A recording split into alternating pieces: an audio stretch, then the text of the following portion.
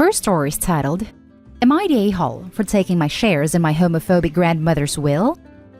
I, 20 female, am gay, and my grandmother was completely against my lifestyle choices and has threatened to remove me from her will if I didn't change, which I didn't. Now, my grandmother recently died due to heart failure. I am her closest granddaughter, and she has left majority of the property and money she had for me, with some parts going to distant cousins of mine. The money and property she left is enough for me to go through college without any student debt. Plus, she left me a house to live in. Now, everyone knew how she was homophobic and had threatened me multiple times that she would remove me from the will and give it all away. My family members think that this is an a-hole move to take all the things she has left me, knowing that she clearly didn't want me in the will. They legally cannot do anything. I have consulted a lawyer.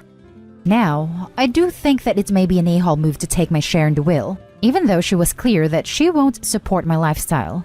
Am I the a-hole? Now, for the top comments. Not the a-hole.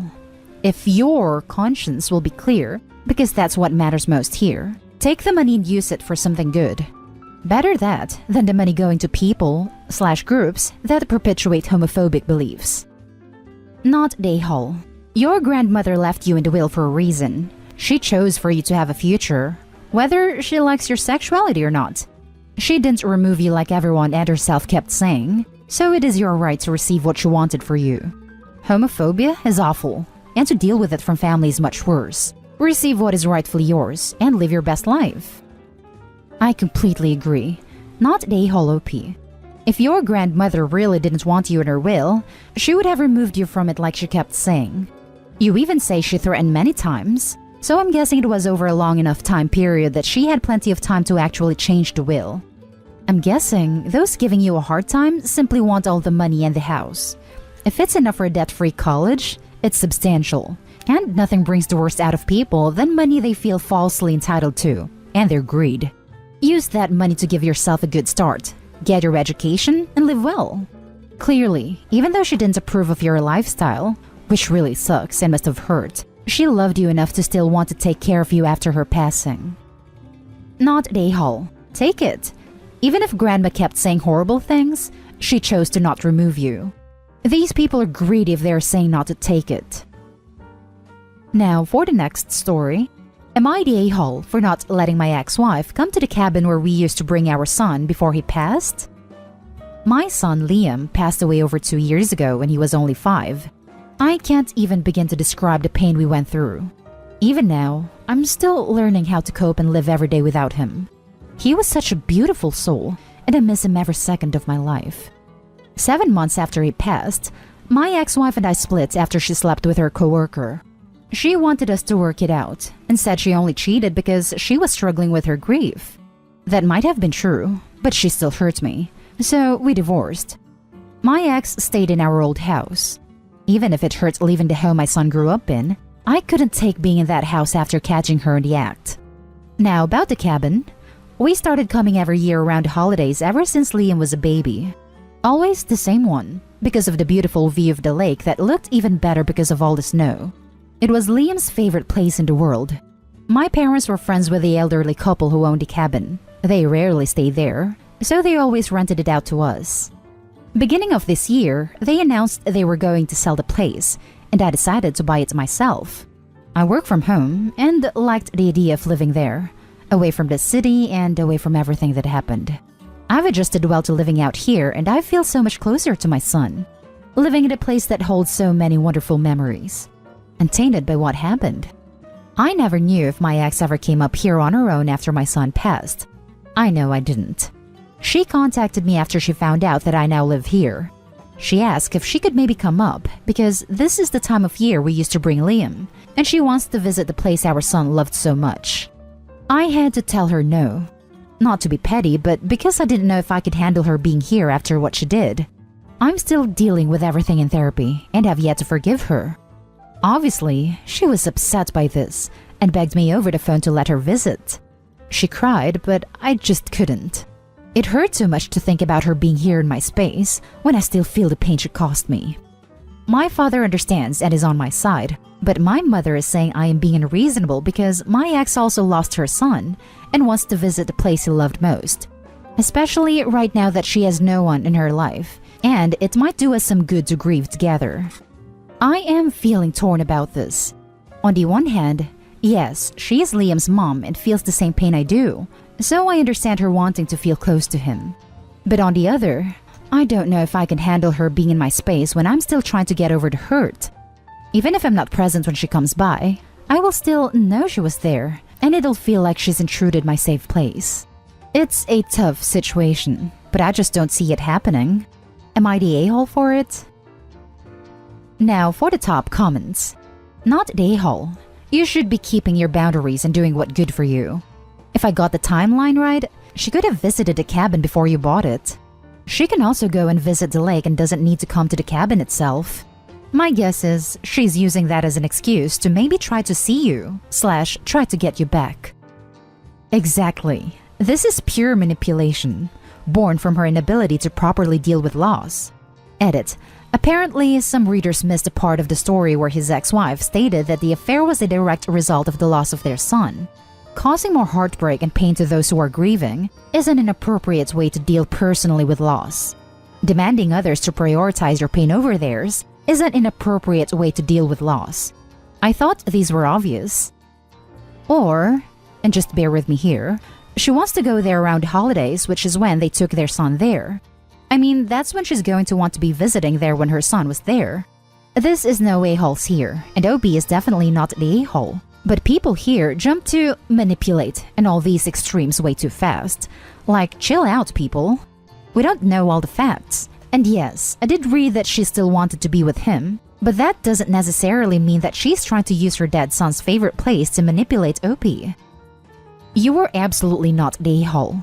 Your ex gets to remember Liam in his everyday home, and now you do also. I'm so sorry for your loss and the extra grief that your wife caused with her own pain. It is not your job to make yourself uncomfortable or an additional pain to help her. Honor what feels right / best to you. I was just about to comment this. She has the everyday home that he gave up and has a new home that was the vacation homes. I understand the loss they both endured, but she doesn't get to impede on his home. It's very selfish of her knowing everything that happened. He is functioning on so little right now, and she should respect he needs space. She also probably has so many of their son's toys and photos. He's really starting over in the cabin from only memories. This isn't a vacation home anymore. It's just his home, not the a-hole. Now for the next story. Am I the a-hole for being upset about my lack of Christmas gifts? I, 17 male, wanted a PS5. I repeatedly told my parents I wanted a PS5. My mom said they were hard to come by and asked what else I'd like. I said nothing. If I couldn't get a PS5, then don't bother with anything else. That's the only thing I wanted. I may have been a little too insistent about it. Come Christmas morning, there's nothing for me but my favorite candy and a winter coat. I didn't understand and asked why I only got candy and a coat. My dad said I told them I didn't want anything else if they couldn't get me a PS5, so they didn't get me anything, except the coat because I need it, and my mom added a candy. I got upset and asked why they wouldn't have at least tried to get me something I might want. My dad said because I was becoming a spoiled brat. I disagreed, but my dad said I obviously don't hear how I talk to people, that I'm coming across more and more bratty, and that I'm not owed anything. Lots of people wanted PS5s or Xboxes, and a lot of them didn't get it. He said he could understand being mildly disappointed in not getting what I wanted, but a bratty entitled attitude had to stop. I told my dad he was being an a-hole to me, and I was just disappointed they didn't get me anything good. He said he didn't care if I was disappointed. He was disappointed in me for how materialistic I was being. When my brother, 20 male, called to wish everyone a Merry Christmas, I told him what happened, and he actually laughed and said it sounded like Dad was teaching me a lesson, and that I must have been acting like a real a-hole for him to do that. I don't see how I'm the a-hole for being disappointed I didn't get anything for Christmas, but my dad and brother are in agreement that I am. My brother suggested I post here. Now let's read the top judgment of this post. You're the a-hole. Your words, don't bother with anything else. You want a PS5? You're old enough to work for it. Your dad is right. You come across incredibly entitled and bratty. Imagine getting exactly what you ask for, and then taking your anger out on everyone around you when you get it. Sounds like an apology is in order to your parents, OP. You're the a-hole. Yep, or even getting more than what you ask for. How is OP just completely ignoring that he was gifted a new coat? That's a substantial gift. You're the a-hole. I'm angry that my family did exactly what I asked them to. You're the a-hole. Exactly. If OP had told his parents, I understand they're hard to get right now, but I'd rather get nothing for Christmas and get the PS5 when it's available, he probably would have got it eventually. I literally just did this with my kids and they are the same age. One wants PS5, the other wants an Xbox X. I could have gotten him the Xbox S, and he chose to wait for the X. So it took them to get new boots and gloves, and that's what they got for Christmas until I can get their systems and we had no issues.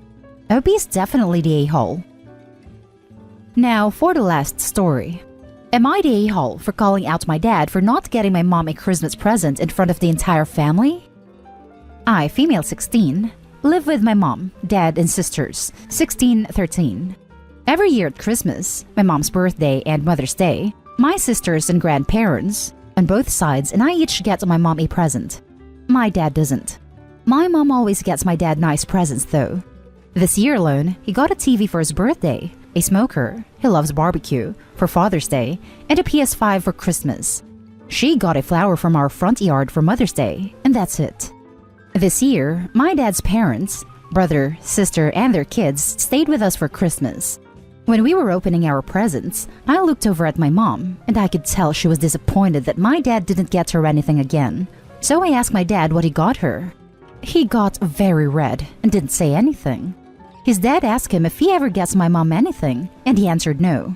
His dad, brother, and sister called him a a-hole and asked me, my sisters, and my cousins to go to the game room. He stopped me later to tell me it was rude of me to call him out for not getting my mom anything, and he hasn't spoken to me since. Am I the a-hole for calling him out? Edit. I forgot to mention he gets himself very nice gifts for Christmas and his birthday. He bought himself an $800 computer and a new car this year. Now for the top comments. Not the a-hole. If he doesn't want the embarrassment of being called out on his a-hole behavior, he simply needs to stop being an a-hole. It really is that easy. That's what a lot of people don't realize. It truly isn't hard to be a good or even decent person. Not the a-hole. If he's buying himself expensive gifts all the time, he can most likely afford to get his wife something nice. And even if he doesn't have the cash, he could at least put in some sort of effort like a card with a small gift. He's putting in zero effort. Not the a-hole. He buys himself a car and can't get his wife as much as a keyring. Besides, it was his family who followed up with a criticism, not you. I would love to have heard Grandpa ripping the dad a new one, along with the aunt and uncle when the kids left the room. Very well played, OP. Your comment was innocuous on the surface, but had devastating repercussions given the audience. A+ work and not the a-hole. Update. After dinner, he left with his dad and came back with a diamond bracelet for my mom. Edit. They didn't buy the bracelet on Christmas, they bought it on the 26th. Sorry for not making that clear. I also don't know how my mom feels about the bracelet. I just saw my dad and Grandpa leave, then my dad came back and gave her the bracelet. And that's the end of this video, folks. As always, leave a comment and hit like and subscribe. And if you want more of this content, turn your notification on to get updated on the latest videos. And I'll catch you with the next one. Stay safe.